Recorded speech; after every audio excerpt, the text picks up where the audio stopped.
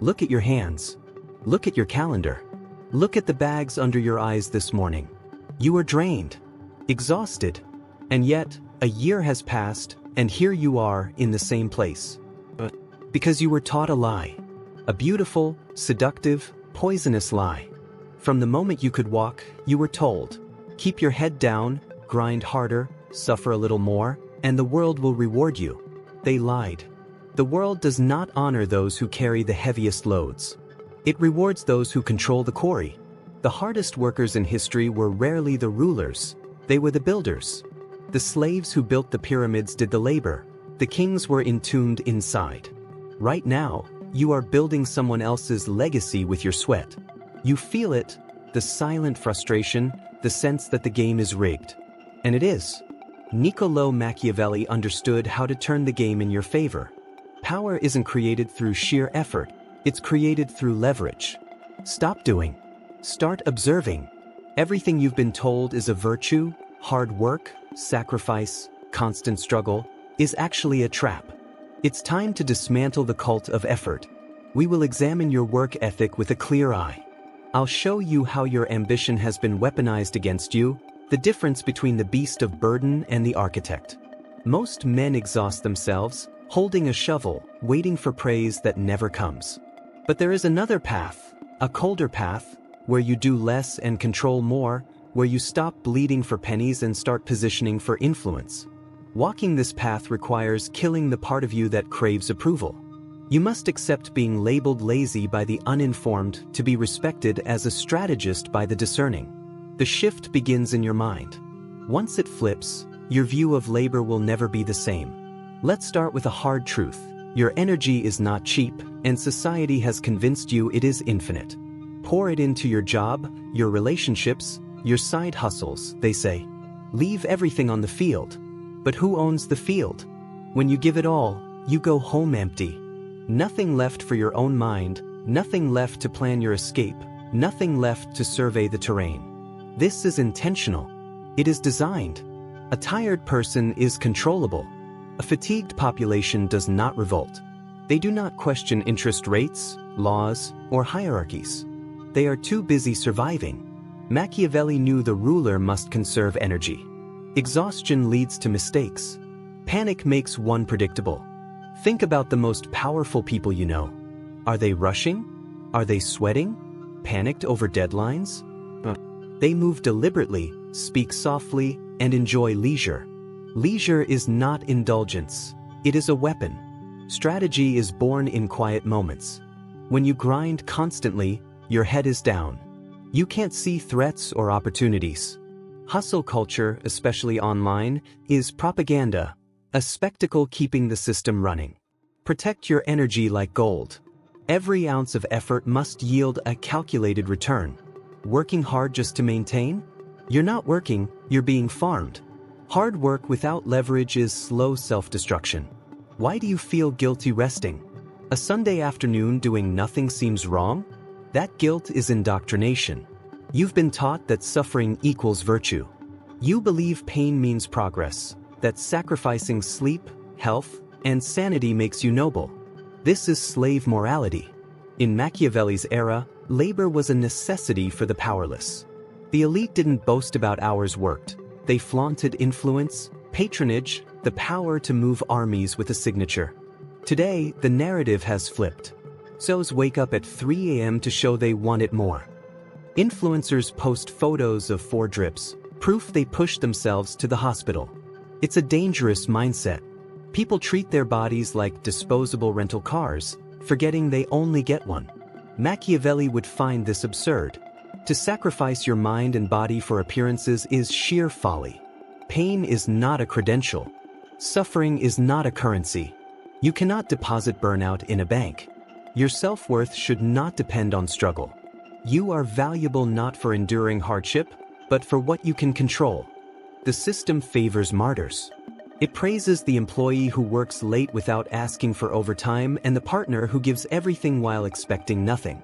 It consumes them, discards them, and replaces them without pause. The harsh truth: you are replaceable. If you died of a heart attack at your desk, your job listing would appear online before your obituary. The machinery doesn't mourn the cog, it simply finds another. So why sacrifice yourself for it? One brutal lesson: if you excel too much at menial work, you will never be allowed to stop. Competence can be a trap. Show the world you can handle a heavy load, and it will give you an even heavier one. Look how strong they are, it says. And because you seek validation, because you want to be seen as capable, you accept it. You carry the weight of your lazy colleagues, your chaotic family, your overbearing boss. You become the pack mule. Machiavelli advised rulers to let others handle the unpopular tasks. Often misread as cruelty, it is actually efficiency. You must master strategic incompetence. There are tasks you should deliberately avoid mastering, because once you do, they define your life. If you are the best at fixing the printer, you will be the printer fixer forever. If you are the best at soothing the boss's ego, you will be the emotional tampon for life. Focus your skills on high-leverage activities, strategy, decision-making, and building connections. Let others compete to be the fastest typist or the quickest email responder. Let them earn the reward of being tools. Tools are used, worn down, and discarded. You want to be the hand holding the tool. This requires a degree of uncomfortable arrogance. You must look at certain tasks and think, this is beneath me. Not out of ego, but from understanding your own value. If you treat your time as worthless, the world will too. Stop volunteering for exhaustion. Stop raising your hand for problems that don't pay in influence or power. Silence can be the most effective refusal. Notice who speaks first when a new burden arises: the anxious, the people pleasers. Stay silent. Let the weight fall elsewhere. Machiavelli's famous analogy of the lion and the fox illustrates this perfectly. The lion represents brute force. It terrifies, fights, bleeds, and roars, hard work in its purest form. The fox is different. Weak physically, it cannot fight the wolf. But the fox knows the traps, navigates unseen, and achieves its goal with cunning. Hard work is the lion, charging headfirst into walls and hoping they break before you do. But the world is run by foxes. The fox doesn't break the wall. It finds the door or convinces someone else to break it. You've been trying to be a lion in a world of traps. You roar, display your grind, and get caught in snares you never saw coming. Office politics, market shifts, false promises. You need to become the fox. The fox is patient, observant, and understands that a straight line rarely leads to success. Instead of working harder for a promotion, the fox builds a connection with the person who decides it. Instead of outproducing competitors, the fox shapes the narrative of what success looks like. This is the scam, believing that effort equals outcome. Output does not guarantee reward. In reality, 100 units of effort can yield 0 results if misdirected. Meanwhile, a single decision, signature, or phone call, 1 unit of effort, can produce exponential results. This is leverage, the separation of effort from outcome. This is containment. A dam holds back a river, and that's how it generates power. If the dam breaks, the water flows freely. It's just a flood. It causes destruction and then dissipates. Be the dam. Hold your energy. Let it build pressure and release it only when it drives the turbine that powers your city. The toughest chain to break is the one you made yourself. The chain of pride. You take pride in your struggle. You look at the wealthy, the fortunate, the ones with easy lives, and you scoff. You tell yourself they don't understand real work. You use your suffering to feel superior. This is a coping mechanism, a way to shield your ego from the uncomfortable truth. The truth is, they are winning and you are losing. Your sense of moral superiority is a consolation prize for the defeated. Do you think the elite care whether you see yourself as better than them? They don't even think about you. While you judge them, they are buying your company. While you admire your calluses, they are buying creams more expensive than your car. Let go of judgment. It weighs you down and slows you. Admit what you want: an easier life. Admit you want power. Admit you want resources without breaking your back. There's no shame in desiring ease. The universe favors the path of least resistance. Water flows downhill. Electricity takes the shortest path. Why fight these laws? Why swim upstream? Machiavelli was a realist. He saw the world as it is, not as it should be. The world rewards cunning, timing, and leverage. It punishes blind obedience and excessive toil. You can scream at injustice, cling to moral high ground, and sink into poverty, or you can accept the rules and start playing to win. The game doesn't care about your effort. The scoreboard doesn't ask how hard you worked. It only asks, did you win? So, how do you escape? You don't quit recklessly tomorrow. That's the lion without the fox. You escape by shifting your allegiance. Right now, your loyalty is to the employer, the system, the image of the good worker. Shift it to yourself. Become a double agent. You still go to work, still complete tasks, but without emotional investment. You operate undercover. You do what's necessary to maintain cover, and no more. You conserve energy. You watch power dynamics. Learn how money flows. Learn who holds the keys. Absorb knowledge.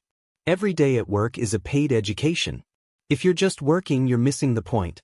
Study how the business operates. How do they gain customers? How do they shape perception? Take their blueprints. In the hours you reclaim by avoiding burnout, you build your own exit, your leverage. Perhaps it's an investment. Perhaps a side business. Perhaps a network of allies. Build your ladder in secret.